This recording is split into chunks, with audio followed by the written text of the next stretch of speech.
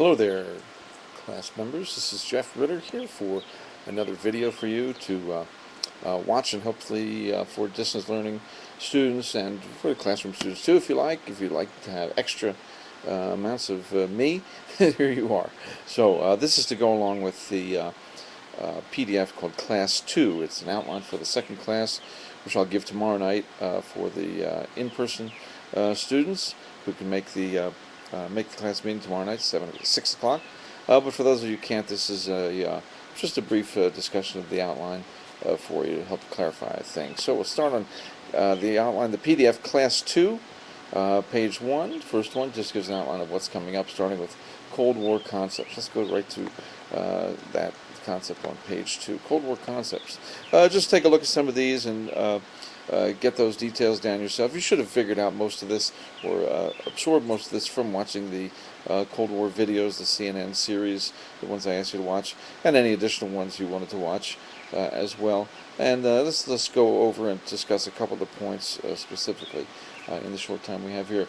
Number 1, Cold War, unexpected outcome of World War II. All right, nobody really knew what was going to happen at the end of World War II, and no one really knew what the outcome of the Cold War would be. But we do know at this point that though it killed millions and diverted energy from development and improving the lives of people in the former colonies, it did have a technological payoff in that the materials, the technology we use today, or ICTs, mostly came, or a great deal of it came from investment that was made in technology during the Cold War in an effort to beat, or to erase the Russians to this technological superiority for war and killing machinery. So that's a positive.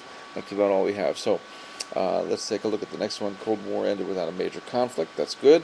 Could have ended differently, but millions and millions did die around the world. The Korean War, the Vietnam War, conflicts in Southeast Asia, Asia and Central America, South America, Africa, all around the world.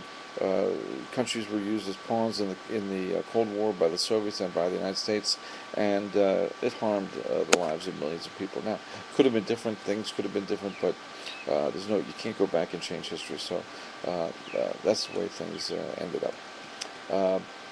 Any other points in here? Developing countries as pawns. I said that, and that's one of the main points of the class that we have to remember in terms of thinking about development and why there are countries that lack development today. Are they that different? Are the people different? The climates, the energy, the atmospheres? Mostly no, people are the same around the world, but the context is different historically. And as countries that were used, that's my dog getting very excited. That's somebody walking by. He just banged his head into the door, and now he's back to look out the window. Kirby, just calm down. Come here. Or sit down. Now that's a little realism for you, so now you know I'm a real person with a real dog. Go, be quiet. Come here. Come over here. Sit here. Here he comes. Look over here. Kirby, look over here. You want to look at the camera? No, you don't. Good.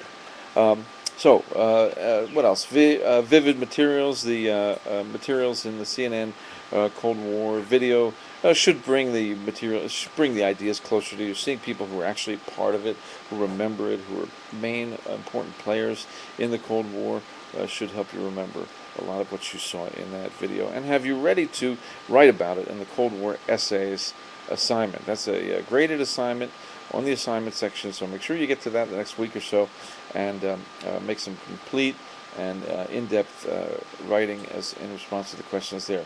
Just as a final digression in this topic, the last point on this page, the war in Iraq could still have long-term positive consequences. We don't really know. We know so far it's wasted a lot of money, that it's very difficult to put democracy into Iraq, that oil revenues never paid for it. They didn't have WMD, all those things we know. But over the long term, will it make a difference in the history of the world and the stability in the Middle East, bringing peace or democracy to the Middle East, which would add stability to the world and improve a lot of things for a lot of people?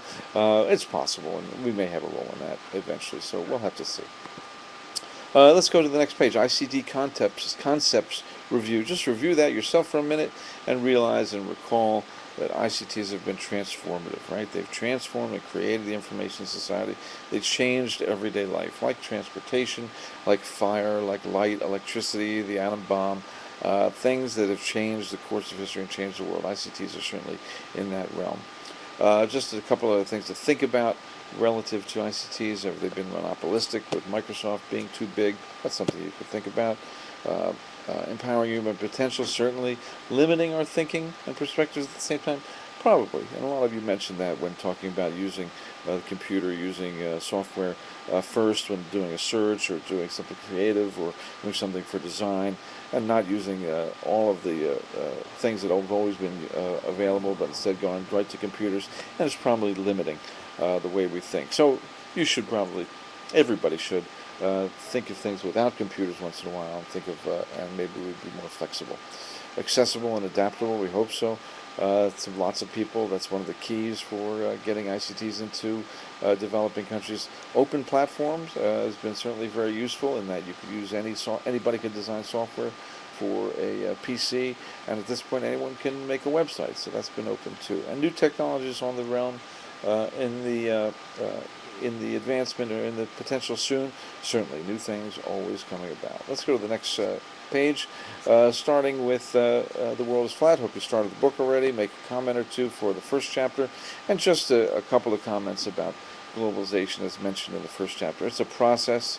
A process means it's ongoing. We don't know, it's not in control of anyone. There's no specific authority running it. It's a global system of some kind, but there's no one group or one person or one entity in charge. Does it have advantages and disadvantages? Certainly for everyone around the world. There are both of those things. The United States has to deal with both of those aspects of it. We gain great advantages from globalization. Just look at the prices in Walmart or Target, and that's one thing you'll see. But the disadvantages are there too, and changing employment patterns are part of it. And adapting to change is hard. Sacrifices, costs, benefits, all these things are things you have to think about when considering your opinion on globalization. I'm not saying you have to agree with me or agree with Tom Friedman. You have to come up with your own opinion on it, and these are things to think about. Does it have benefits for development? It could, right? If development includes growing markets in developing countries, and the developing countries can participate in the global economy, then it certainly has advantages there as well. All right, let's go to the next page. This is a little bit about the assignment coming up for you as the Cold War oral history.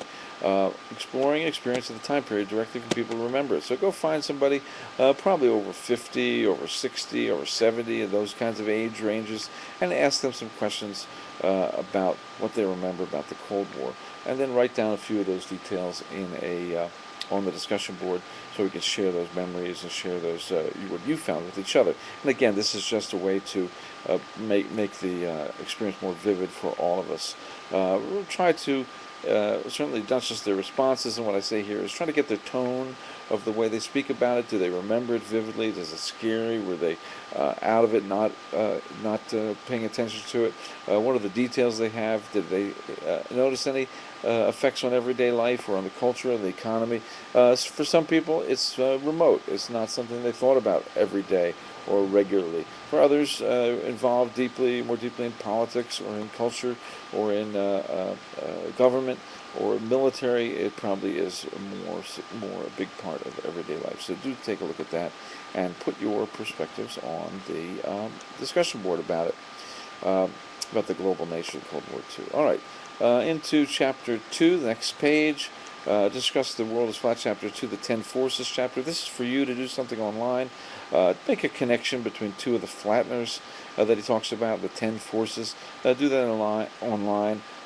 Take two yourself and talk about how they've affected your life. That should be pretty tangible to you and pretty easy to think of something and make observations about that. And then you can also think about, well, how is this planned?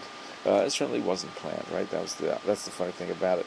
How does it relate to economics and the economic theory that we'll talk about in Commanding Heights? There was no plan that this is going to be the IT generation or the ICT revolution. It just happened, and economics, the economics of the marketplace just lets it happen. How deep and permanent are the benefits, and will it happen again? That's the best question, I think, is will we have a confluence of many new technologies at the same time again, which gives rise to a brand new way of life, plus a huge boost to the economy and the economies around the world, and the ability for people to reach their potential. My dog notices something else. Okay, just two things to finish up with. The second last page, health. Let's think about some of the things that are important for development, and list them on the next page: health, education, business, government. Things which you need to have infrastructure, you need to have processes, you need to have transparency, and all the ways that ICTs can help these things. And we'll do this in more detail later, but I just wanted to give you a brief introduction to it. Look at the things which are included in health. A great deal of health is information. We have information on a daily basis given to us, sometimes on television, sometimes in magazines or newspapers or on talk shows. We seek out information on the internet all the time, to almost next point, to give our own diagnosis. That can bug doctors these days when we walk in with our own diagnosis. But we need treatment, we need procedures, we need follow-up. Those are all done by professionals or semi-professionals in some case, or nurses and other kinds of people, not just doctors. And those are important things, parts of having a way to maintain health today. And ICTs, as you can see, I'm sure you understand by now, can contribute to all of these areas. Certainly the information, number one, and then diagnosis. Huge number of technological things we use now for diagnosis of health conditions. So go to the last page and you'll see the characteristics of ICTs. And you knew most of this already, that they're low cost, easy to use. This is some ICTs, not everything. Flexible, rechargeable, expandable, connected, the hardware, the software. And the very last point for this outline today, apply these concepts of ICTs to any of these areas: health, business, government, agriculture, or education. And what do you get? Well, you answer that question. What do you get? What? You get the potential for improved efficiency and improved distribution and more effectiveness for all these things around the world, especially in developing countries where they're needed. But here too, we're still working on applying these to all these fields as well. And with that, I'll say this is finished for today. Give it some thought, and if you have any questions or comments, please feel free to let me know, and I'll see you on the discussion board and some of you in class in the next day or so. Thanks for watching. I'll talk to you soon.